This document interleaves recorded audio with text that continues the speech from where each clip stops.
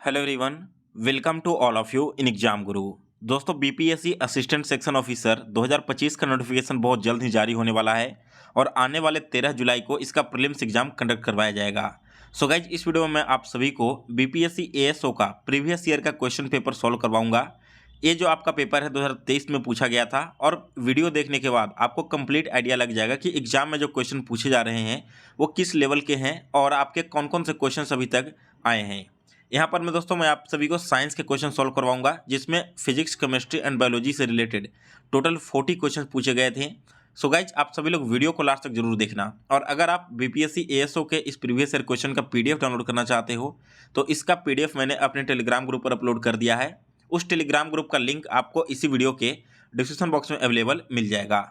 चलिए video start करते हैं। तो देखो, पहला क्वेश्चन यहाँ पर पूछा गया था कि निम्नलिखित में से थर्मल पावर प्लांट में किस एक का प्रयोग किया जाता है। दोस्तों, थर्मल पावर प्लांट में प्रयोग किया जाता है जीवाश्म ईंधन का, जिसे इंग्लिश में फॉसिल फ्यूल्स के नाम से जाना जाता है। डी क्वेश्चन जो है वो पहला क्वेश्चन का राइट आंसर है। फिर इसके बाद सेकंड क्वेश्चन है, विंड मिल से उत्पन्न जो विद्युत शक्ति होती है, यानी कि जो पावर उत्पन्न होता है, वो किस चीज़ पर निर्भर करता है।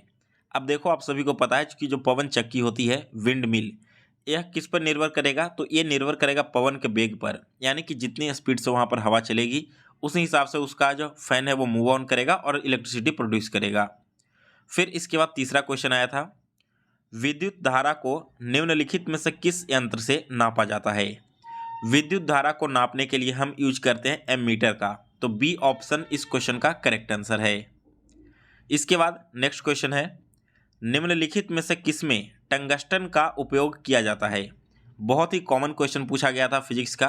टंगस्टन का यूज करते हैं हम लोग विद्युत बल्ब में, यानी कि जो इलेक्ट्रिक बल्ब होती है उसमें फिलामेंट को बनाने के लिए टंगस्टन मटेरियल का यूज किया जाता है।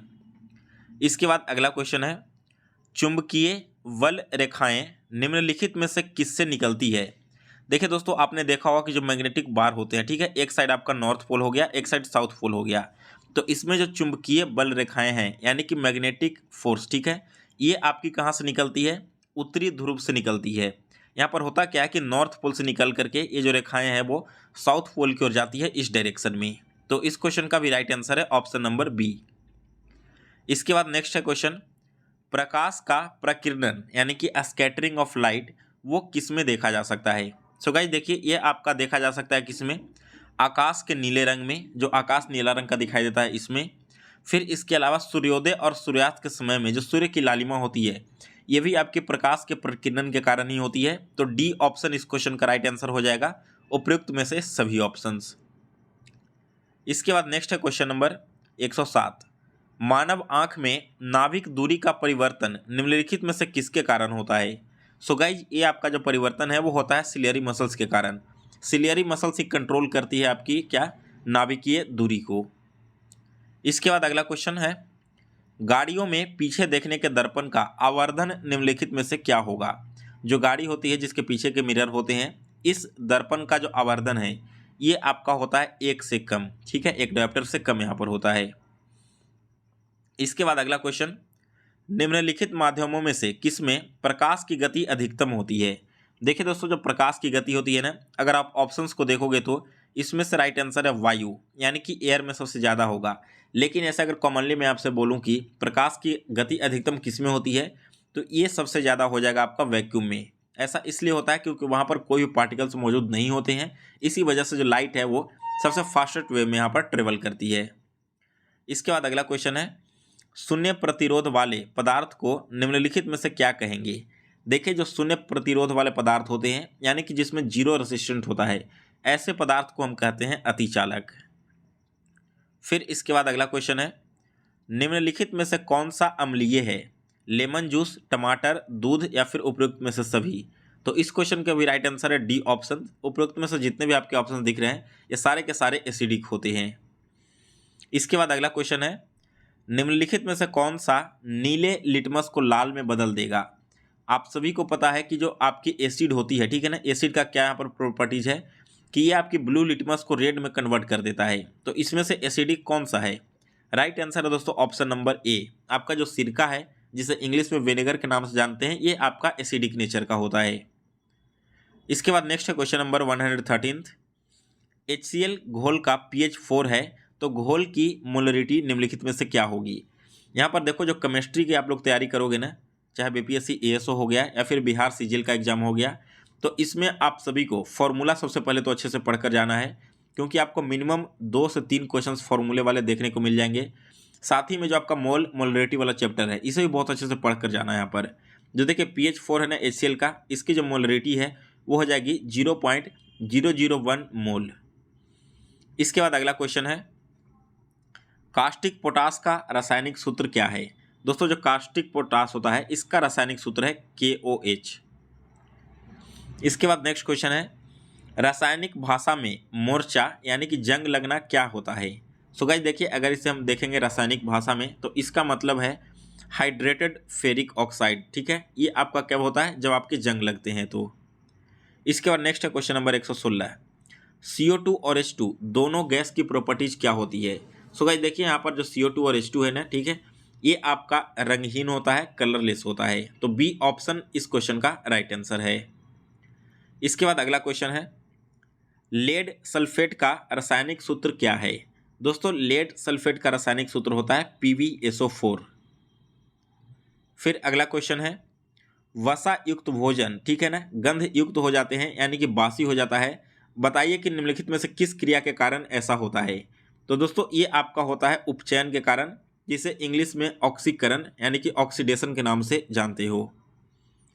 इसके बाद अगला क्वेश्चन है, हम सिल्वर क्लोराइड को गहरे रंग की बोतल में रखते हैं तो इसके पीछे का रीजन है कि सूर्य की प्रकाश की क्रिया से बचाने के लिए, क्योंकि सूर्य के प्रकाश के जब सामने आएगा ये सिल्वर क्लोराइड तो क्या करेगा, रिएक्ट कर जाएगा। ठीक है, इसी वजह से हम इसे रखते हैं आपके गहरे रंग की बोतल में।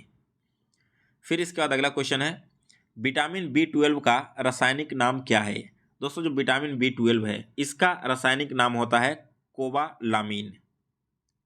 इसके बाद अगला क्वेश्चन है 121 नंबर, निम्नलिखित कथनों में से कौन सा कथन हाथियों के बारे में सही है। अब आप देखोगे कि टोटल 40 क्वेश्चन पूछे गए हैं ना, इसमें से 1-2 क्वेश्चन ऐसा रहेगा जो आप चाहे कितना भी पढ़ लो, किसी भी बुक को फॉलो कर लो, वो आप वहाँ पर नहीं सॉल्व कर पाओगे। तो उसी में से एक क्वेश्चन ये भी है 121 नंबर, हाथी के बारे में पूछा गया है। तो ऐसे इसका करेक्ट आंसर होगा कि 3 महीने के जो हाथी के बच्चे होते हैं आमतौर पर लगभग 2 क्विंटल वजन उनका हो जाता है।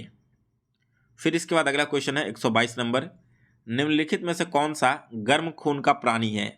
सो गाइस यहाँ पर देखो, गर्म खून, ठीक है ना, यहाँ पर आपका 2 तरह के प्राणी होते हैं, एक है आपका कोल्ड ब्लडेड और एक आपका हॉट ब्लडेड हो गया। तो हॉट ब्लडेड प्राणी में यहाँ पर कबूतर आ जाएगा।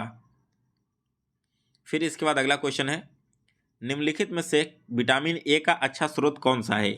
बहुत ही कॉमन क्वेश्चन पूछा गया था, आप सभी को पता है कि जो मछली का तेल होता है फिश ऑयल, वो आपका विटामिन ए से भरपूर होता है। तो ए ऑप्शन इस क्वेश्चन का राइट आंसर है। इसके बाद अगला क्वेश्चन पूछा गया है, निम्नलिखित में से गूथे हुए आटे के फूलने का कारण क्या है। देखोगे कि आप जो आटा गूंथते हो ना, वो कुछ देर में फूल जाता है। तो इसके पीछे का मेन रीजन क्या है, CO2 का उत्पादन होना, कार्बन डाइऑक्साइड का यहाँ पर उत्पादन होता है, इसी वजह से वो आटा फूल जाता है। फिर अगला क्वेश्चन है, प्राकृतिक स्रोत तथा एसिड के निम्नलिखित युग्मों से कौन सा युग्म सुमेलित है। तो सही सुमेलित यहाँ पर है टमाटर का ऑक्सैलिक एसिड के साथ में, ये आपका प्राकृतिक रूप से प्राप्त होने वाला एसिड है। फिर इसके बाद अगला क्वेश्चन है, गर्मी के दिनों में आपने देखा होगा कि दूध से दही जल्दी बनता है, तो इसके पीछे का रीजन क्या है।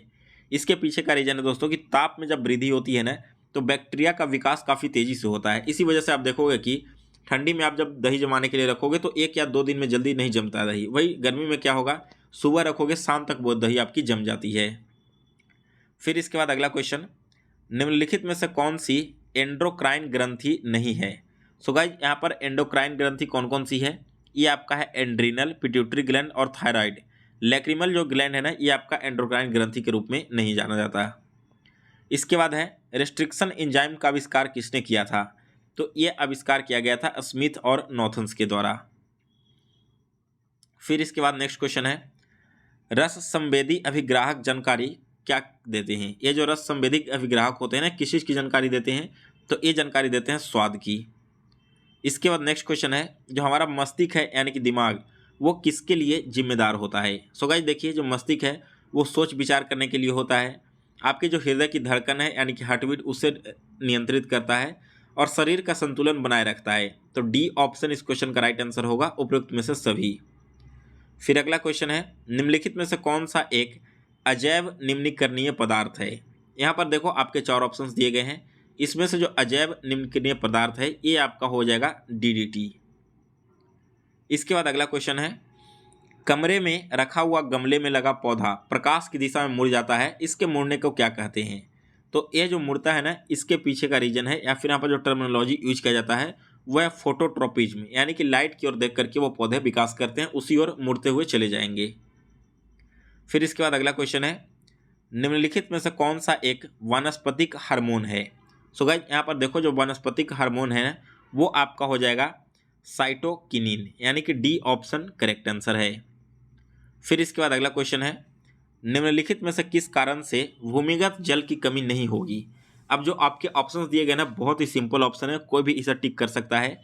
वन रोपण, यानी कि जितने ज़्यादा हम वन रोपेंगे उतनी ही ज़्यादा यहाँ पर वर्षा होगी, तो आपका क्या होगा, जो भूमिगत जल है वो उसकी कमी कभी भी नहीं होने वाली है। फिर इसके बाद अगला क्वेश्चन है, मिर्च में तीखापन निम्नलिखित में से किसके कारण होता है। सो गाइस देखो मिर्च में जो तीखापन होता है ना ये आपका होता है कैप्साइन के कारण, ठीक है। तो बी ऑप्शन इस क्वेश्चन का राइट आंसर है। अगला क्वेश्चन है, वन्य जीवन के अंतर्गत निम्नलिखित में से क्या आता है। सो गाइस देखिए जो वन्य जीवन होता है ना, इसमें वन्य के जो पौधे हैं और वन्य के जो जीव हैं दोनों आ जाते हैं, तो सी ऑप्शन करेक्ट आंसर है। इसके बाद अगला क्वेश्चन है, निम्नलिखित में से कौन सी अनुवांशिक रूप से रूपांतरित फसल है। सो गाइस देखिए आपके जो अनुवांशिक रूप से रूपांतरित फसल की गई थी वो आपका हो जाएगा उपयुक्त में से सभी, यानी कि बीटी कॉटन, वीटी ब्रिंजल और गोल्डन राइस, ये तीनों के तीनों क्या है, अनुवांशिक रूप से रूपांतरित यानी कि ग्रो किए गए फसल हो गए यहाँ पर। अगला क्वेश्चन है, प्रथम जीन परिवर्तन का पैदा किया हुआ पौधा कौन सा है। तो ये आपका तंबाकू हो जाएगा, यानी कि बी ऑप्शन इस क्वेश्चन का राइट आंसर है। अगला क्वेश्चन है, वायु प्रदूषण का प्रभाव प्रायः निम्नलिखित में से किस पर पाया जाता है। देखिए जो आपके एयर पॉल्यूशन होते हैं, वायु प्रदूषण, इससे सबसे ज़्यादा अफेक्ट होता है पत्ती, किसी भी पौधे की जो पत्ती होती है इस पर सबसे ज़्यादा अफेक्ट देखा मिलता है। तो बी ऑप्शन क्या है, राइट आंसर हो जाएगा। नेक्स्ट क्वेश्चन 140, तना कंद का आम उदाहरण क्या है। तो इसका आम उदाहरण है दोस्तों आलू, डी ऑप्शन इस क्वेश्चन का राइट आंसर है। तो ये था दोस्तों आपका टोटल 40 क्वेश्चन जो कि बीपीएससी असिस्टेंट एग्जाम में प्रीवियस ईयर में पूछा गया था। आप देखोगे कि अगर घटना चक्र का बुक आप फॉलो करते हो तो इसमें से मैक्सिमम क्वेश्चन आपको वहाँ पर मिल जाएगा, क्योंकि ये सारे के सारे क्वेश्चन प्रीवियस ईयर में किसी न किसी एग्जाम में बिहार में रिपीट हो चुके हैं। सो आप तैयारी जहाँ से भी करो, वीडियो लेक्चर कहीं से भी देखो, नोट्स पढ़ो, लेकिन उसके साथ साथ घटना चक्र बुक को आपको जरूर फॉलो करना है, वहाँ से आपको डेफिनेटली यहाँ पर हेल्प मिलने वाली है। इसके अलावा दोस्तों अगले वीडियो में आपको मैथ्स का कंप्लीट सॉल्यूशन करवाऊंगा और एक सेपरेट वीडियो में रीजनिंग का सॉल्यूशन करवा दूंगा। तो आगे भी आप इसी तरह के वीडियो देखना चाहते हैं तो हमारे चैनल को सब्सक्राइब कर लेना, बेल नोटिफिकेशन को ऑन कर लेना, ताकि जैसे मैं वीडियो अपलोड करूं तो उसका नोटिफिकेशन आप तक सबसे पहले पहुंच जाए।